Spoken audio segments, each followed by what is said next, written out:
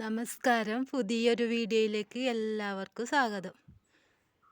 ഞാൻ ഇന്ന് ചീരകൃഷിയെക്കുറിച്ചാണ് പറയാൻ പോകുന്നത്. ഈ കടുത്ത വേനലാണ്.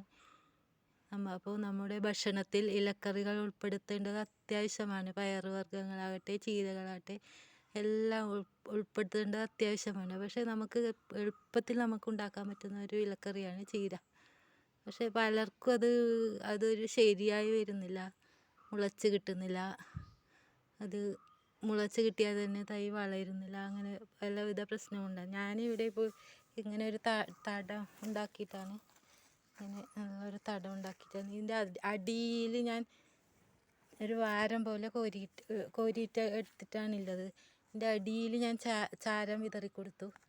അതിൻ്റെ മീതെ കരിയില നിറച്ചു. കരിയില ഇട്ടതിന് ശേഷം വീണ്ടും ചാണകപ്പൊടിയും മണ്ണും കൂട്ടി അതാണ് മിക്സ് ചെയ്തിട്ടുള്ളത്. അതിൻ്റെ മീതെ വീണ്ടും ചാരം നിറച്ച് അതിൻ്റെ മീതെ വീണ്ടും മണ്ണ് എടുത്തിട്ടാണ് ഞാൻ ഈ തടം ഉണ്ടാക്കിയിട്ട് ഈ വാരം കോരിയിരിക്കുന്നത്. ഇനി നമുക്കിനി ചീര വിത്തിടാം.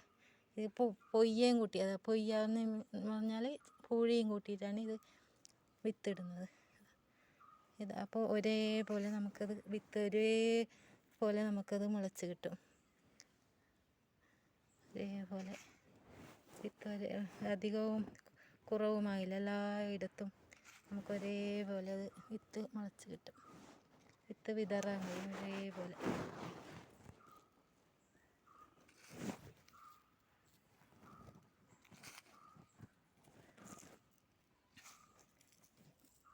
പലർക്കും ഉണ്ടാകുന്ന ഒരു പ്രശ്നമാണ് ഈ ചീരവിത്ത് ഉറുമ്പ് കൊണ്ടുവന്ന്. അപ്പോൾ ഈ ചാരം കൂടുതൽ ഇങ്ങനെ ചാരം അടിയിൽ വേറി അതിൻ്റെ മീതെ മണ്ണിട്ട്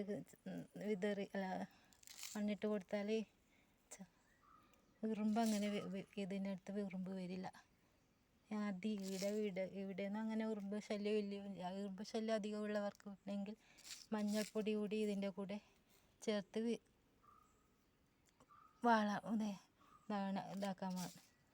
വിതറി കൊടുക്കാവുന്നതാണ്. ഞാനിപ്പോൾ മഞ്ഞൾപ്പൊടി വിതറിയിട്ടില്ല. ഇതിൻ്റെ കൂടെ പൂഴിയും ചേർത്താണ് ഞാൻ ഇത് വിതറി കൊടുക്കുന്നത്. ഇത് കടുത്ത വേനലായതുകൊണ്ട് നമുക്ക് ഇതിൻ്റെ മീതെ ഒരു ഓല പൊത്തി വെച്ചിട്ട് നനച്ച് കൊടുത്താൽ മതി.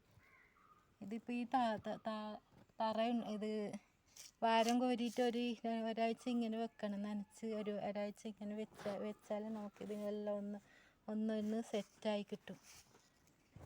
അതിന് ശേഷം നമ്മൾ വിത്തിട്ടാൽ മതി.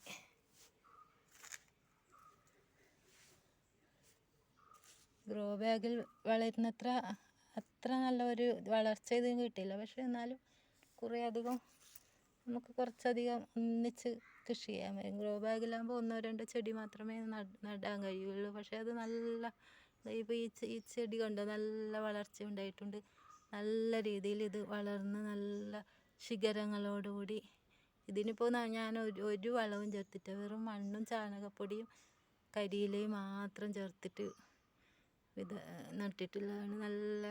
നന്നായി വളർന്നിട്ട് നല്ല ശിഖരങ്ങളോടുകൂടി ഉണ്ടായിട്ടുണ്ട്. നല്ല രീതിയിൽ വളർന്നിട്ടുണ്ട്. ഇത് മൂക്കുമ്പോഴേക്ക് ഇതിനാട്ടിയും വലുതായിട്ട് നന്നായി കിട്ടും ചീര. നമുക്ക് ഈ വേനൽക്കാലത്ത് നമുക്ക് ഈ ഭക്ഷണത്തിൽ ഈ ചീരയും ഈ പയർവർഗ്ഗങ്ങൾ, ഇലക്കറികൾ, മുരിങ്ങയില ഇത്തരം സാധനങ്ങൾ വളരെയധികം ഉൾപ്പെടുത്തിയാൽ തന്നെ നമുക്ക് നല്ലൊരു ഗുണപ്രദമായിട്ട് തീരുന്നതായിരിക്കും ഈ വേനൽക്കാലത്ത്. ഇത്രയേ ഉള്ളൂ എൻ്റെ വീഡിയോ. ഇഷ്ടപ്പെട്ടാൽ ലൈക്ക് ചെയ്യണം, സബ്സ്ക്രൈബ് ചെയ്യണം, കമൻറ്റ് ചെയ്യണം കൂട്ടുകാരെ.